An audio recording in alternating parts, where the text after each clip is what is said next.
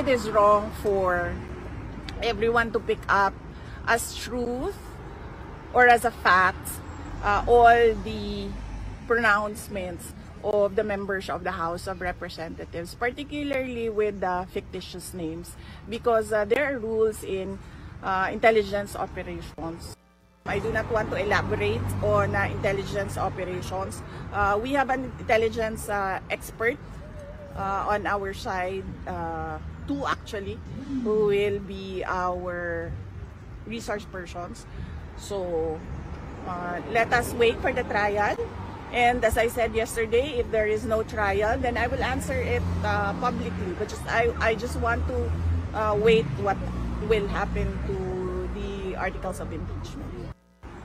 Oo, because her job is for the institution, is for the office of the Vice President. No, it's not political, it's not for me.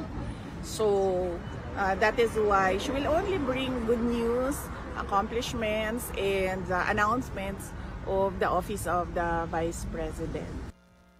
Bahagi po na sinabi ni Vice President Sara Duterte, patungkol po yun doon sa pagkakatalaga kay Attorney Ruth Castelo bilang tagapagsalita ng Office of the Vice President. And kanina nga, nakausap pala ni Manong Ted si Attorney Castelo. Tapos doon sinagot ni Attorney Castelo yung naunang pahayag ni Undersecretary Claire Castro ng Malacanang, yung parang pasaring ba na si Presidente, action, hindi bakasyon. O parang ganyan. Sumagot.